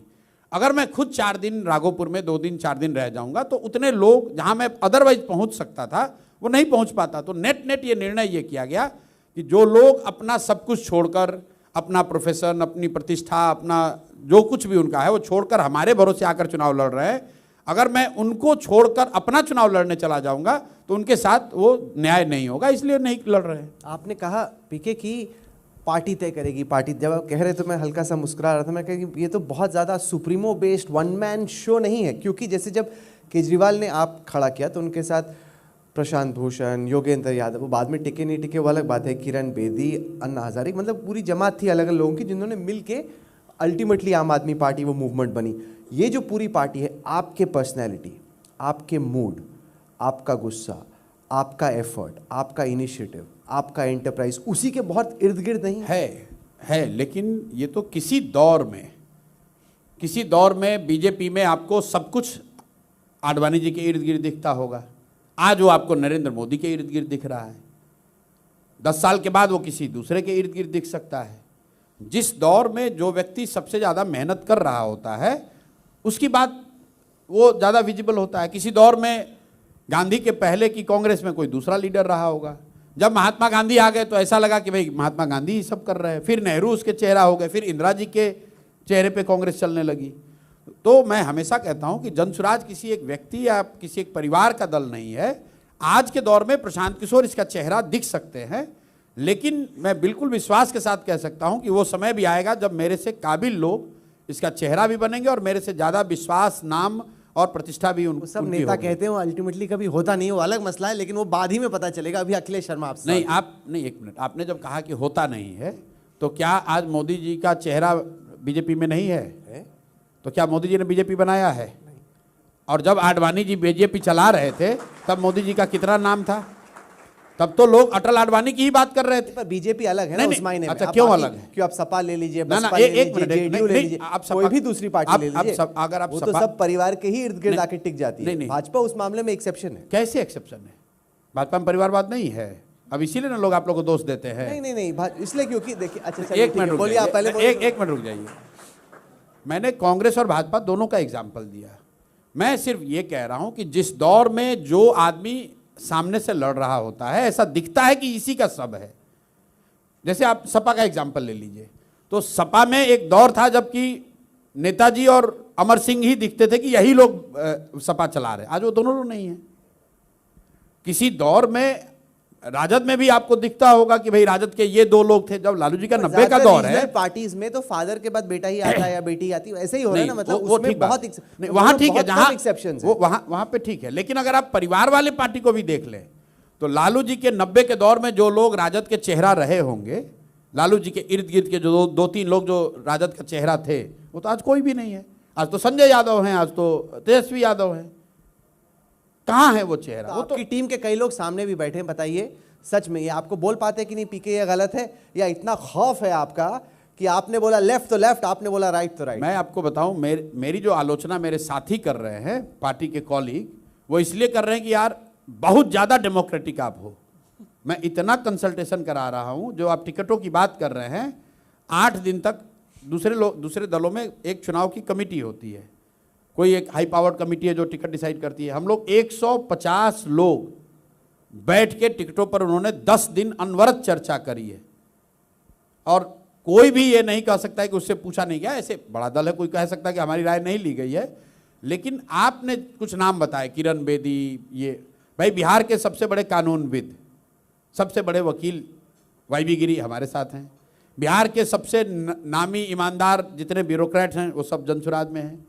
बिहार में और कई बहुतेरे समाज सेवी जिन्होंने समाज में बहुत बड़ा काम किया है वो जनसुराज का हिस्सा है। लेकिन आप चूंकि दिल्ली ये नहीं है, आप उतना क्लोजली उसको फॉलो नहीं करते हैं, इंडिविजुअली उनको जानते नहीं हैं, इसलिए आपको लग रहा है कि कोई अगल बगल नहीं है इनके। मैं एक सवाल पूछना चाहती हूँ, क्योंकि आपने कैंडिडेट सिलेक्शन की बात की कि ईमानदार, जाने माने, जो समाज के बीच में रह के काम करने वाले लोग हैं, तो दुलार चंद यादव आपका प्रचार क्यों कर रहे थे? उनके खिलाफ तो दुलार चंद यादव ना जनसुराज, नहीं सुन हैं। लीजिए, दुलाल चंद यादव ना जनसुराज में हैं, अब तो दुनिया में नहीं है ना। दुलाल चंद यादव ना हमारे पार्टी के सदस्य हैं, ना उनकी कोई भागीदारी जनसुराज में है। वहाँ पर जो जनसुराज के प्रत्याशी हैं पीयूष, हम उनके लिए जिम्मेवार हैं। अब उनके समर्थक कौन खड़े होकर प्रचार कर रहे हैं ये तो आपके हाथ में है नहीं। मान लीजिए मैं जा रहा हूँ अभी नवादा, वहाँ पर कोई समर्थक खड़ा होकर प्रचार करेगा तो उसका सारा दोष आप मेरे पे नहीं दे सकते। दुलाल चंद यादव जी का जनसुराज से सीधा कोई सरोकार किसी भी फॉर्म में नहीं रहा है। पर पीयूष प्रियदर्शी के तो साथ वो थे, उनके लिए प्रचार कर रहे हैं। नहीं भाई, आप उनका समर्थन क्यों ले रहे हैं जो खुद बाहुबली हम बिल्कुल नहीं ले क्रिमिनल रहे। केस है? कोई पीयूष ने उनका समर्थन नहीं लिया है, आप जाकर वीडियो देख लीजिए। वहां पर दुलाल चंद यादव की लड़ाई वहां अनंत सिंह से है। पर सर वो कैमरे पे पीयूष प्रियदर्शी कह रहे हैं दुलार चाचा हमारे साथ थे। हाँ ठीक अनंत है, सिंह हाँ बोल रहे हैं साथ में जिसको थे। चाचा बुला रहे हैं, अब वो ऐसा तो है नहीं कि वो घुस गए वहां कैवलकेड नहीं, में। ऐसा है कि चाचा जिसको बुला रहे हैं वो आदमी वहां पर आपको क्रिमिनल दिख रहा है और सामने के दो बाहुबली लड़ रहे हैं। मोदी जी और अमित शाह से आप कभी पूछिएगा नहीं डर के मारे कि भैया आप वहां बाहुबली को अनंत सिंह को काहे लड़ा रहे वो हैं। बाहुबली हैं, पर आप तो पार्टी विद डिफरेंस बिल्कुल है। तो हमारा जो अब देख लीजिए आपने पैरामीटर कितना चेंज किया हुआ है। प्रत्याशी ठीक है उतना काफी नहीं है, प्रत्याशी के भीड़ में कोई आया है उसका भी जिम्मा प्रशांत किशोर का होना चाहिए। और ये मीडिया की हाइपोक्रेसी है कि आप हिम्मत भी नहीं जुटाते हैं ये पूछने के लिए कि अनंत सिंह इतने साल से यहां पर कैसे टिकट पाते हैं, कैसे जीतते हैं। कोई पूछने वाला नहीं है। पूछेंगे सूरज भान सिंह के बारे में भी पूछेंगे, अनंत सिंह के बारे में भी पूछेंगे। सूरज भान एनडीए के एमपी रहे हैं, बिहार से एमपी रहे हैं। कितनी बार सवाल आप लोगों ने पूछा है अमित शाह जी से। और छोड़िए सूरज भान की बात, मैं मन से आपके कह रहा हूं सम्राट चौधरी पर 7 लोगों की हत्या का वो आदमी अभियुक्त है। जरा पूछिए तो अमित शाह से। रोज तो कॉन्क्लेव हो रहा, आज भी आएंगे आपके यहाँ। आप ये सवाल मेरी ओर से जरूर पूछिएगा। मेरा आपसे अनुरोध है एनडीटीवी से, आप बाहुबली सारे पत्रकार, आज अमित शाह जब आएंगे उनसे एक लाइन ये पूछिएगा जरूर कि सर आपको पूरे बिहार में 7 लोगों के हत्या का अभियुक्त ही उप मुख्यमंत्री के तौर पर मिला और ये आपको जानकारी थी है या नहीं है? वो कह रहे हैं वो केस ड्रॉप हो गया उनके खिलाफ। अमित शाह ने कहा है। नहीं, खुद सम्राट चौधरी ने कहा है। सम्राट चौधरी की तो बात ही छोड़ दीजिए, था वो कोर्ट ने ड्रॉप कर दिया। कोई नहीं ड्रॉप किया है, ये पूरी तरह से बरगला रहे हैं। उन्होंने एक फर्जी सर्टिफिकेट लगाया, कहा कि मैं 15 साल का हूं इसलिए नाबालिग होने के नाम पर उनको बरी किया गया है। ट्रायल नहीं चला है तो कोर्ट बरी कैसे कर देगा? निर्भया केस में, आप लोग दिल्ली के हैं इसलिए उसका एग्जाम्पल दे रहा हूं, 2-3 अपराधी रेपिस्ट जो है वो इसलिए छूट गए कि वो नाबालिग थे। इसका मतलब क्या वो रेपिस्ट नहीं है? तो मैं आपसे अनुरोध इतना ही कर रहा हूं कि अमित शाह जी से यह सवाल पूछ लीजिए कि आप बताइए, आप गृह मंत्री हैं, कि सम्राट चौधरी पर 7 लोगों की हत्या के जो अभियुक्त थे वो जेल में थे, उस केस का स्टेटस क्या है? चलिए ना रुक जाइए, पूछिएगा जरूर इसको भाई। जैसे आप दिखा रहे ना कि आपने ये कहा था जाति वाला बात, ये भी क्लिप दिखाया जाएगा। आप ये पूछिए, जवाब दे ना दे कि गृह मंत्री होने के नाते वो ये बता दें कि वो 7 लोगों के हत्या के अभियुक्त का जो केस है उसका स्टेटस क्या है। ट्रायल चल रहा है, केस बंद हो गया, बरी हो गया, स्टेटस बता दे खाली। चलिए अखिलेश शर्मा पूछिए। प्रशांत जी, एक आपने भी जो बात कही उससे थोड़ी चिंता होती है, वो चिंता इस बात की है, मैं थोड़ा अलग विषय पे आ रहा हूँ। आपने जो कहा कि जो आंकड़ों में दिखता है उससे भी कहीं ज़्यादा गरीबी बिहार में है, और आपने कुछ उदाहरण दिए कि जो वृद्धावस्था पेंशन मिलती है उसका इंतजार होता है महिलाओं को कि आए तो दवाई खरीद सके। तो इसीलिए इससे जुड़ा प्रश्न ये कि जब ये 10,000 रुपये देती है सरकार यहाँ की महिलाओं को, तो ये कहा जाता है कि ये चुनाव पूरा 10,000 ही चुनाव बन गया है। एक ही मुद्दा है इस चुनाव में, वो है 10,000 रुपये का। आपको कैसे चिंता होती कि ये मुद्दा पूरा चुनाव का नैरेटिव बदल देगा? मान लीजिए एक बार को तर्क के लिए आप ही की बात मान लें कि 10,000 बहुत बड़ा मुद्दा है, तो 2 बातें इससे बिल्कुल क्लियर है। कि ये सरकार की व्यवस्था में लोग, जो सरकार या व्यवस्था में बैठे हुए लोग हैं, उनकी राजनीतिक और प्रशासनिक इमोरलिटी दिखा रहा है कि आपने 5 साल कुछ नहीं किया और चुनाव के ठीक पहले ऑर्गेनाइज तरीके से 10,000 रुपये देकर चुनाव जीतने की कोशिश कर रहे हैं। एक तरह से लिटरली गवर्नमेंट लेड भ्रष्टाचार है, ब्राइबरी है। लेकिन अब आ जाइए मुद्दे पर, कितने लोगों को 10,000 रुपया दिया गया है? 1 करोड़ लोगों को सरकार ने दावा किया, और अभी जैसे जैसे चुनाव नज़दीक आ रहा है तो अभी और लोगों को ये पैसे भेज रहे हैं। करीब 2 करोड़ लोगों को पैसे भेजेंगे। बिहार में कितनी महिलाएं हैं? 6.5 करोड़। अगर उसमें से नाबालिगों को हटा भी दे तो भी 5 करोड़ महिला हुई। तो अगर 2.5 करोड़ लोगों को मिलने से वो वोट दे देगा तो इसका रिवर्स भी ट्रू है, जिसको नहीं मिला वो भी नहीं देगा। तो आप गांव में चलिए हमारे साथ, जितनी महिलाएं आपको मिलेंगी कि हमको पैसा मिला है, उससे कहीं ज्यादा संख्या में महिलाएं गाली भी दे रहे हैं कि सब इतना बदमाश है कि चुन चुन के दे रहा है वोट लेने के लिए, इस बार इसको वोट नहीं देंगे। और आप लोग इसका जो तुलना कर देते हैं महाराष्ट्र वगैरह से, महाराष्ट्र में यूनिवर्सली सबको पैसा दिया गया है और एक वन शॉट नहीं दिया गया है, हर महीने दिया गया है। और यहाँ के लोगों के लिए समझने की बात है कि महाराष्ट्र जैसे राज्य में भी वो स्कीम नहीं चल पा रही है। तो 10,000 रुपया अगर दे रही है सरकार, तो आप बिहार जैसे राज्य से 10,000 रुपये अगर आप देने की स्थिति में हैं तो आपको पहले देना चाहिए था। और लोग अगर 10,000 रुपये पर अपना वोट बेच देंगे तो मैं बिल्कुल कैमरे पर कह रहा हूँ कि तैयार रहो, अगले 5 साल के लिए तुम्हारा इंदिरा आवास भी बिक गया, तुम्हारे बच्चों के लिए पढ़ाई और रोजगार भी उसी 10,000 में बिक गया। अगर आप 10,000 में बेच देंगे तो फिर इसी जीवन को जीना पड़ेगा आपको। मनोरंजन भारती आप सवाल पूछेंगे। बाबा प्रसाद जी, आपने कहा कि 2 बॉक्सर लड़ते हैं, पंचेज उनको लगते हैं और जो ताली बजाता है उसको मजा आता है। तो आप एक तरह से अपने वोटर को का मजाक तो नहीं उड़ा रहे हैं? वोटर रिंग में थोड़ी ना है। नहीं, रिंग के बाहर है ना, वही तो आपका वोटर है जिसको जो ताली बजा रहा है आपके लिए। आप नहीं, मैंने कहा कि जैसे 2 बॉक्सर लड़ते हैं तो उनको तैयारी करनी है, उनको लड़ना है, उनको तय करना है कि कब लड़ेंगे। जो रिंग के बाहर बैठा है वो तो बैठ के ताली ही बजाएगा। तो आप तो मीडिया रिंग के बाहर बैठी हुई है, हम मीडिया को कह रहे हैं, उसको आप समाज पर क्यों डाल रहे हैं? प्रशांत आपको नहीं टारगेट कर रहे हैं। प्रशांत, आप आएगा, कोई आएगा या नहीं आएगा? बिल्कुल आएगा सर, बिल्कुल आएगा। मैंने कल ही कहा है कि आप लोग एनडीए का मैनिफेस्टो दिखा रहे हैं, एनडीए को तो रिपोर्ट कार्ड जारी करना चाहिए था। कुछ लोकतांत्रिक व्यवस्था देश में ऐसी होनी चाहिए कि जो इनकम्बेंट है उसको अपना पहले रिपोर्ट कार्ड देना है, उसके बाद आप मैनिफेस्टो दीजिए। मैनिफेस्टो में वही बात लिखा है जो पिछले 15 साल से लिखा जा रहा है।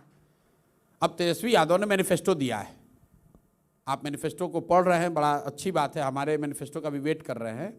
उन्होंने कहा कि बिहार के हर घर से नौकरी दे देंगे, तो 3 करोड़ गुने 20,000 भी कर दीजिए तो देख लीजिए कितना पैसा होता है।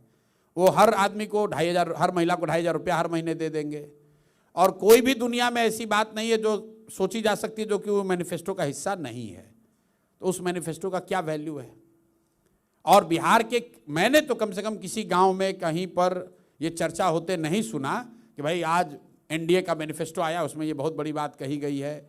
ये तो मीडिया का चैटर का विषय है। और कुछ जो प्रेशर ग्रुप्स हैं, जो सीधे रेलेवेंट स्टेक होल्डर हैं, वो कभी कभी देखते हैं कि अच्छा भाई शिक्षकों के लिए आपने क्या कहा, संविदा कर्मी के लिए आपने क्या कहा। समाज में बड़े स्तर पर इसकी कोई बहुत बड़ी चर्चा नहीं होती है, और इसलिए नहीं होती है कि लोगों ने देख लिया है कि मैनिफेस्टो लोग लिखते हैं, उसको कोई पढ़ता भी नहीं है। खुद नीतीश कुमार को याद नहीं होगा, आज आएंगे अमित शाह फिर, क्योंकि नीतीश जी तो आएंगे नहीं, तो पूछ लीजिएगा कि सर एनडीए में 5 प्रॉमिस आप लोग कौन सा किए हैं। अमित शाह भी मन से बोले कि बिहार में फैक्ट्री लगाने के लिए जमीन नहीं है, और उनके मैनिफेस्टो में लिखा हुआ है कि हर ब्लॉक में हम लोग नया फैक्ट्री लगाएंगे। अब आप देख लीजिए मैनिफेस्टो की हालत मेरे भाई। अमित शाह जी ने अभी 5 दिन पहले कहा कि बिहार में फैक्ट्री लगाने के लिए जमीन नहीं है, और उनके गठबंधन के मैनिफेस्टो में हर ब्लॉक में फैक्ट्री लगेगी, यही उनका मुद्दा है। तो या तो पहले वो झूठ बोल रहे थे या उनका मैनिफेस्टो गलत बोल रहा है। प्रशांत, आप चुनाव तो मजबूती से लड़ रहे हैं, चलिए आप मान तो रहे हैं। एक मजबूत थर्ड फ्रंट या तीसरे विकल्प के रूप में है। जो आंकड़े 14 को आएंगे उसके बाद आपकी जरूरत पड़ सकती है किसी को भी, तो विचारधारा के आधार पे आप किसके करीब माने जाएं? या अगर मैं ये बोलूं कि किसके सर पे हाथ रखेंगे आपकी अगर जरूरत पड़ी तो विचारधारा के आधार पर हम लोग बीजेपी के अगेंस्ट हैं, तो बीजेपी के अगेंस्ट ही रहेंगे। लेकिन मैंने पहले कहा है, अगर आप मेरे आकलन पर जाएंगे तो अर्श या फर्श की स्थिति है। तो अगर हम फर्श पे हैं तो हमारी जरूरत किसी को नहीं है, और अगर हम अर्श पे हैं तो हमको किसी की जरूरत नहीं है। अगर बीच में रहे और आपकी जरूरत पड़ी तो, और अगर बीच में रह गए तो हम लोगों ने पहले ही कहा है कि हम लोग समाज की राजनीति करना चाहते हैं, पक्ष विपक्ष की राजनीति नहीं करना चाहते हैं। अगर जनता नहीं मैंडेट दे रही है तो जो काम पहले से कर रहे हैं वो करते रहेंगे। सब कहते हैं, लेकिन जब बारी आती है तो फिर एक साइड पे हो जाते हैं। भाई लोगों ने कहा था कि सब कहते हैं लेकिन चुनाव होगा तो गठबंधन कर फिर लीजिएगा। बोलेंगे कि वर्ड की मजबूरी है, क्या करें, सरकार तो बननी है। भाई ऐसे यही नहीं रहते। यही बात है राहुल जी, आप चूंकि पुराने पत्रकार हैं, आपको अनुभव है, आपने कई चीजें ऐसी देखी हैं। लेकिन जो चीजें लोग देखते हुए आए हैं उसी को तोड़ने के लिए तो हम लोग ये प्रयास कर रहे हैं। लोगों ने कहा अरे कितना दिन पैदल चलेंगे, कुछ दिन में भाग जाएंगे, उसको तो नहीं, मैं भागा तो नहीं। लोगों ने कहा भाई दल ये क्या बनाएंगे, सवर्ण है, ये बिहार में दल नहीं खड़ा कर सकते हैं। अब आप ही कॉलिग कह रहे हैं भाई आप मजबूती से लड़ रहे हैं, त्रिकोणीय लड़ाई आपने तो कर ही दिया है। आपने लोगों ने कहा कि अरे भैया देखिए ना, इनका चिराग से दोस्ती है, उससे दोस्ती है, उससे दोस्ती है, चुनाव आते आते कहीं ना कहीं गठबंधन कर लेंगे, वो भी नहीं किया। अब आप कह रहे हैं कि चुनाव के बाद आप कर लीजिएगा। मैं आपको लाइए लिख के दे देता हूं, ना चुनाव से पहले गठबंधन ना चुनाव के बाद गठबंधन। नहीं, अगर ऐसी स्थिति आई कि आपके बिना सरकार नहीं बनेगी फिर से तो चुनाव, नहीं तो फिर से लिख- चुनाव लिख होना के देंगे चाहिए। आप अच्छे से। लाइए। लाइए भाई, कागज लाइए, ये आप एक जरा कोई कागज और कलम लेके आइए, चलो लिखवा लेते हैं। एमएलए भाग गया तो मनोरंजन भारती को रिपोर्ट करना चाहिए कि उनको भगाने वाले कौन लोग हैं। जरा कागज कलम का प्रबंध कीजिए। आपने मनोरंजन जी ये रिपोर्ट नहीं किया कि 3 जो हमारे प्रत्याशी भागे या भगा दिए गए, वहां देश के गृह मंत्री और देश के शिक्षा मंत्री क्या कर रहे थे, कैसे भागे, इस पर एनडीटीवी पे मैंने कोई रिपोर्ट नहीं देखा अभी तक। रिपोर्ट किया है प्रशांत जी, ऐसा नहीं है ना कैसे भागे ये नहीं बताए। नहीं फिर लड़ाई हो जाएगी। फिर आप वही चाहते हैं, हर हमेशा आप टारगेट एक बार छोड़ देंगे, 2 बार, तीसरे बार तो हम भी कहेंगे। बोलिए कि क्या आपने किया? क्यों नहीं किया है? नहीं किया है, रिपोर्ट किया है प्रशांत जी, मैं आपको लिंक भेज दूंगा। रिपोर्ट किया, प्रॉपर डिटेल्ड रिपोर्ट है। कि धर्मेंद्र प्रधान जो देश के शिक्षा मंत्री हैं, वो जन स्वराज के प्रत्याशी के घर पर बैठ के नॉमिनेशन विड्रॉ करा रहे हैं। इस पर अगर एनडीटीवी ने रिपोर्ट किया है, शायद मैं व्यस्तता से भूल गया हूं, मैं आपको लिंक भेज दूंगा। नहीं देखा बैठे है। बैठे लिंक भेज दो भाई जल्दी से। जाने से पहले बैठे बैठे यहीं पे हाँ, जैसे आप हमसे यहाँ साइन करा रहे हो वैसे बैठे बैठे भेज चलिए, दो। आप लिखिए यहाँ पे कि तब तक हम अगला सवाल लेंगे अंकित त्यागी से। नहीं लिखिए, मैं सीरियसली लिख पा रहा हूँ कि हाँ, अगर मैं कुछ लिख दूंगा, रहा- जाने से पहले लिख दूंगा कि आप कहीं जाएंगे नहीं, कि अगर रहा ऐसी कोई स्थिति बनी कि आप किंग मेकर टाइप की सिचुएशन में रहे या मेजोरिटी से कम रहे, तो आप ऐसा मतलब किसी भी साइड पर जाएंगे नहीं। लिख के दीजिए अच्छे बिल्कुल से। लिख के दे क्योंकि देते जब हैं। नतीजे आएंगे तो हम दिखाएंगे लाइव अरे उसको फिर अरे, आप तो ऐसे भी दिखा रहे हैं, जो भी बोला है वो भी आप डिजिटली दिखा रहे सही हैं बात है। कि भाई तुमने ये कहा है, तुमने ये कहा है, तुमने ये कहा है।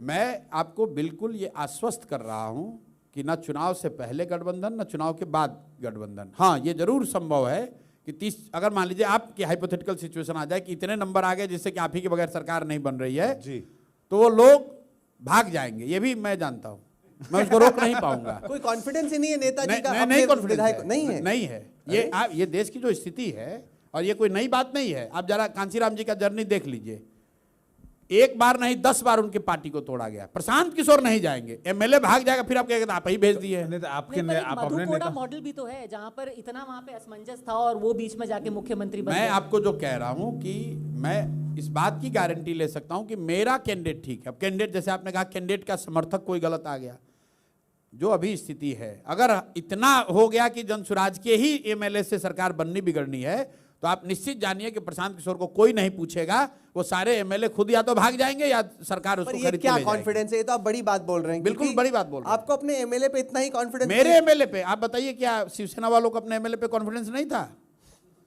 क्या कर्नाटक वालों को एमएलए को कॉन्फिडेंस नहीं था? भैया, लक्ष्मी का आंच इतना है और सीबीआई का डर इतना है, जब सरकार उठा कर ले जाती है तो क्या कीजिएगा आप? तो फिर काहे चुनाव लड़ रहे हैं? फिर चुनाव लड़ रहे हैं कि जनता इतना मैंडेट दे कि ये सब स्थिति आए नहीं, ये स्थिति आए नहीं। लेकिन मैं इस बात की गारंटी नहीं ले सकता हूं। गारंटी इसलिए नहीं ले सकता हूं क्योंकि नहीं, पर जो कुछ पार्टियों के एमएलए भागते हैं और कुछ के नहीं भागते। ये किसके भी तो नहीं आप- भागे इस देश में, जैसे बताइए। अगर मोरलेस देखो तो आम आदमी पार्टी के दिल्ली में एमएलए को भगाने में दिक्कत ही रही। दिक्कत है, लेकिन भागे ना। नहीं, कम ही कम भागे ना। ऐसे शिवसेना टाइप का नहीं वही हुआ। अरे भाई, वही है। कांग्रेस का जैसे मध्य प्रदेश में हुआ वैसा नहीं ऐसा हुआ। है। थोड़ा तो अपने आपके कुछ उम्मीदवार सामने नहीं, बैठे, मैं कुछ आपको तो उनपे ए- ए- कुछ तो उनपे विश्वास कीजिए। एक बात सुनिए, आम आदमी पार्टी उस स्थिति में अगर आ जाती कि इसी 10 विधायक के भागने से बीजेपी की सरकार बन जाती तो जरूर हो जाता। अब बीजेपी के 8 हैं, उसके 62 हैं, तो इसलिए नहीं टूटा। लेकिन वैसी स्थिति जो प्रेशर वाली स्थिति हो जाती है, जो रियलिज्म है कि अगर कल हो के हाइपोथेटिकली 30 विधायक जीत गए जनसुराज के और उसी 30 से सरकार बननी है, तो प्रशांत किशोर अपने आप को अगर फांसी पर भी लगा ले तो 30 हमारा बात मानेगा? उसको तो चाहिए कि भैया हमको किसी तरह सत्ता में आओ प्रशांत किशोर जो। लेकिन हम ये कह सकते हैं कि हम अपने प्रयास में, अपने ईमानदारी में, अपनी शुद्धता में कमी नहीं लाएंगे। प्रशांत जी, अब आप आश्वासन दे ही रहे हैं तो एक आश्वासन तो लिख दीजिए जो आपने शुरू से कहा। एक आश्वासन आप लोग अमित शाह से भी लीजिए, ठीक है, कि अगर सर यहाँ बहुत छोटे दल जीतकर आ सकते हैं और आप 100 ही लड़ रहे हैं तो आपको 120 तो आएगा नहीं। किसी तरह से गठबंधन से अगर पूरा नहीं होगा तो आप खरीद फरोख्त नहीं करेंगे, किसी को डरा कर नहीं लेंगे। ये भी लिख के ले लीजिए अमित शाह से। चलिए 150, क्योंकि खरीदने वाले लोग, आप कह रहे भाई तुम बिकोगे तो नहीं, हम खाली आपसे ये कह रहे भाई जो खरीदने वाले बाजार में बैठे हैं उनसे भी एक बार पूछ लिया करो। ठीक है, पर 150 विधायक आएंगे, पूछिएगा ना? हाँ, पूछिएगा ना? हाँ, 150 विधायक आएंगे तो पूछिएगा कि नहीं, पहले बता सीएम दीजिए। बनेंगे कि नहीं बनेंगे? 150 विधायक में प्रशांत किशोर सीएम बनेंगे नहीं? क्योंकि आपने पहले कहा था हम नहीं बनेंगे, पार्टी के जो बिल्कुल काबिल बिल्कुल कार्यकर्ता है बनेंगे। जैसे आपने कहा कि आप ही सब निर्णय लेते हैं, तो 150 विधायक जीत कर आएंगे तो वो लोग बैठेंगे, तब मीडिया वाले भी आकर, पहले तो हम अकेले थे तो आप नहीं कवर कर रहे थे वही बात हो उनको। गई, विधायक दल फैसला लेगा। आपने पहले कैटेगोरिकली कहा अभी था, तो आपने कहा हम कोई हमारे CM विधायक नहीं आएंगे बनेंगे। नहीं। आप बनेंगे अब आप नहीं हमको बनेंगे? पहले 20-25 पर ले आए, फिर उसके बाद आप 150 देने लगे। भाई 14 तक इंतजार कर लीजिए, उनको आ जाने दीजिए। अगर हम लोग की क्षमता है कि हम 150 विधायक ला सकते हैं तो उन लोगों में उतनी क्षमता होगी कि वो अपना लीडर भी चुन लेंगे। चलिए, अभी ख्याली पुलाव नहीं बनाते, थोड़ा सा सवाल लेते हैं अंकित त्यागी से। अंकित, प्रशांत जी, ये एक्सपेरिमेंट आपका नया है, 3 साल से आप इस पर मेहनत कर रहे हैं, लेकिन बिहार की राजनीति में ऐसा नहीं है कि राजनीति में आपका जो काम रहा है वो इससे पहले भी रहा है। 2015 में आप जेडीयू के ऑफिशियली हिस्सा रहे, उस समय 15 में नहीं, 18 में। उसके बाद आपकी पार्टी में एक अब जो एक पार्टी का विलय हुआ, आरसीपी साहब, वो भी जेडीयू से बहुत साल जुड़े रहे, यानी कि सत्ता के साथ आप लोगों ने काम किया है। तो बिहार की जिस बदहाली की आप बात करते हैं, एक मौका आपको तब मिला था उस बदहाली को कुछ बदलने का या उसमें कुछ पॉजिटिव कंट्रीब्यूशन करने का, तो आपको लगता है कि आप लोग विफल हुए क्योंकि आप लोग राजनीति से जुड़े रहे, सत्ता के साथ जुड़े रहे? बिल्कुल ठीक बात है। आपने मेरा अगर पहले के बयान सुने होंगे तो मैंने ये पहले भी बताया है कि सत्ता में तो मैं कभी यहाँ नहीं रहा हूँ, दल का हिस्सा जरूर था। उस नज़रिए से आप उतनी मेरी जिम्मेवारी आप तय कर सकते हैं। जेडीयू के वाइस प्रेसिडेंट थे आप? हाँ, वाइस प्रेसिडेंट दल का ना होता है, सरकार के वाइस प्रेसिडेंट नहीं थे। तो आप मतलब नीतीश जी के आप फैन बॉय हैं, लेकिन हम देखिए, मैं बार-बार कर रहा हूं, आप शुरू मत कीजिए। तो हम सरकार के हिस्सा, हम जिम्मेवारी ले रहे हैं, आप सुन ही नहीं रहे हैं। अच्छा, हम लोगों ने जिम्मेवारी ली है। और मैंने आप पहले भी कहा है कि कोविड के दौरान मुझे इस बात का रियलाइजेशन भी हुआ कि इतनी शक्ति, ताकत, नेटवर्क, पैसा, संसाधन होने के बावजूद मैं अपने लोगों के लिए कुछ नहीं कर पा रहा हूं। इसीलिए तय किया कि नहीं, अब ये दूसरा रास्ता लेना है। और अगर मान लीजिए कि आपकी बात मान भी ले कि मेरी गलती रही, तो उसका प्रायश्चित भी मैं ही कर रहा हूं, कोई दूसरा नहीं कर रहा है। 3 साल से आकर प्रयास भी मैं ही कर रहा हूं।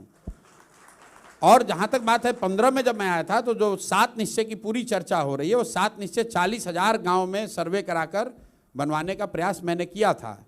बिहार विकास मिशन की स्थापना कराई थी, लेकिन हम कभी सरकार के हिस्सा नहीं रहे हैं। लेकिन ये कहना कि ये कह के मैं अपनी जिम्मेवारी से बचना नहीं चाहता हूँ। मुझे और बिहार के समाज के लिए मैं और कुछ कर सकता था, जो शायद नहीं किया। उस समय मेरी प्रायोरिटी में नहीं रहा होगा या मेरी समझ में का हिस्सा नहीं था।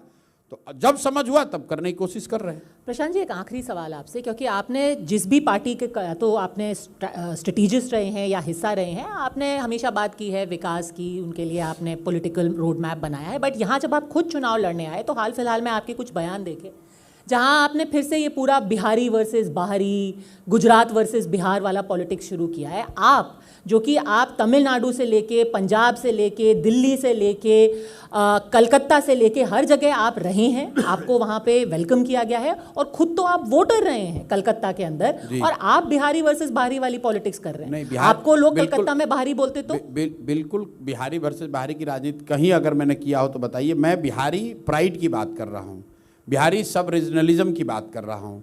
बिहारी कह के कोई गाली न दे, ऐसी स्थिति बिहार के लोगों को चिंता करनी चाहिए कि हम अपने दूसरे राज्यों को दोष देने के बजाय अपनी स्थिति को सुधारें ताकि हम लोग के बच्चे बाहर मजदूर न बने। ये बात हम लोग कह रहे हैं, हम बिहारी वर्सेस बाहरी की बात नहीं कर रहे नहीं, हैं। आप कहते हैं कि भाई गुजराती जो हैं आकर के आपका वोट ले जाते हैं और वंदे भारत देते हैं ये तो गुजरात ठीक को। बात कह रहे हैं तो ये तो वही डिविजिव पॉलिटिक्स हो गई हम ना। तो ये बता रहे हैं कि बिहार में आप वोट दे रहे हैं मोदी जी को, बहुत सारे लोग इस बात पर कि मोदी जी देश में विकास कर रहे हैं। बिहार में आप जाइएगा, लोग, मैं बताता हूँ एग्जाम्पल, देखिए कि बुलेट ट्रेन बन रहा है, रास्ते चलते लोग बताते हैं भैया मोदी जी के देखिए राज में बुलेट ट्रेन चल रहा है।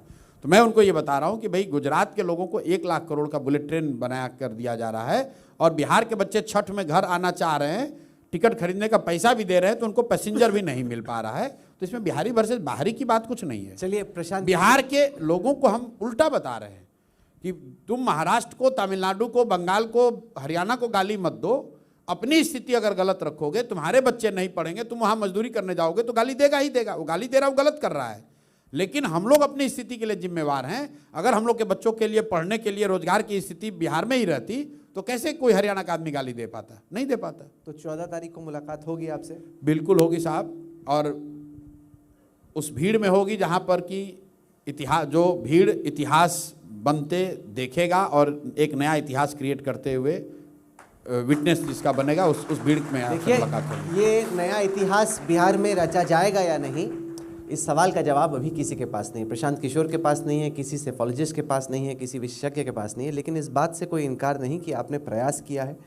आपने पिछले 3 साल में जगह जगह जाके एक नया नैरेटिव बनाने की कोशिश की है। अब जो लोग यहाँ पे बैठे हैं, जो लोग आपको एनडीटीवी पर, टीवी पर, डिजिटल पर, सोशल पर देख रहे हैं, जिनके वोट हैं यहाँ पे, उनको तय करना है कि इस नई पहल को वो वोट देना चाहते हैं, केवल वीडियो ही देख रहे हैं या वोट देंगे, ये बिहार की जनता को तय करना है। बिल्कुल उनको तय करना है कि उनको इसी व्यवस्था में अगले 5 साल रहना है या अपने बच्चों के लिए, अपने जीवन में वो कुछ परिवर्तन लाना चाहते हैं। प्रशांत किशोर की ज़िंदगी में कोई फ़र्क नहीं पड़ने वाला है। जो हम अभी ज़िंदगी जी रहे हैं, कमोवेश यही ज़िंदगी अगले 5 साल भी जीनी है, क्योंकि 10 साल मैंने कमिट किया हुआ है बिहार के लिए, कम से कम 10 साल तो देंगे ही देंगे। लोगों को तय करना है कि भाई तुम इसी व्यवस्था में रहना चाहते हो या बदलाव चाहते हो। अगर बदलाव नहीं चाहते हो तो इसी में आगे कंटिन्यू कर लीजिए। कल हम लोग गाड़ी में साथ में कैंपेन देख रहे थे आपका, तो मुझे मालूम है कितने लोग इस वक्त आपका वेट कर रहे हैं, कितने फ़ोन आ रहे थे कि यहाँ जाओ वहाँ जाओ, इतना लंबा आपका कार्यक्रम है। तो इससे ज़्यादा हम आपसे सवाल नहीं पूछेंगे। 14 को मुलाकात होगी। अमित शाह जी से जो सवाल जो तय हुआ है, दोनों पूछिएगा जरूर।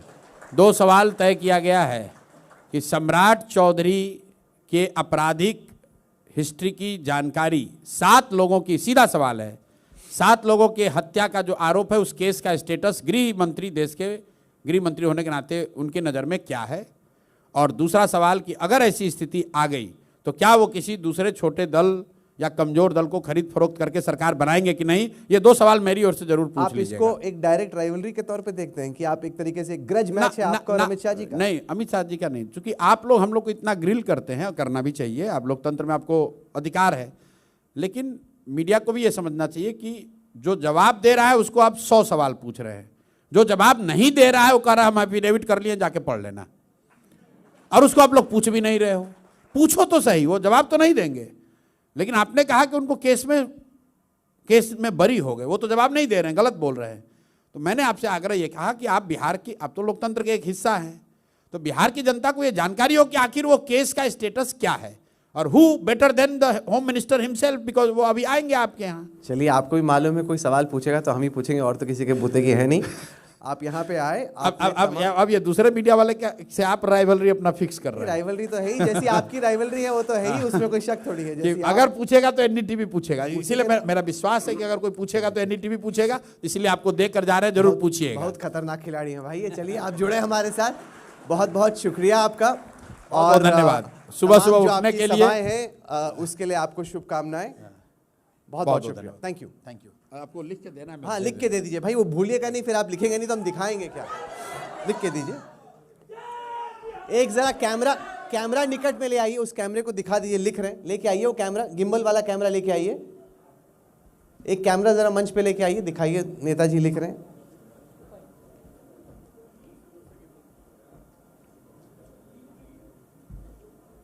मैं चुनाव से पहले, नहीं मैं नहीं लिखा, ना चुनाव से पहले, अच्छा ना चुनाव से पहले, वो पेन थोड़ा सा से, ना चुनाव से पहले गठबंधन, ना परिणाम, ना चुनाव से पहले गठबंधन, ना परिणाम के बाद गठबंधन।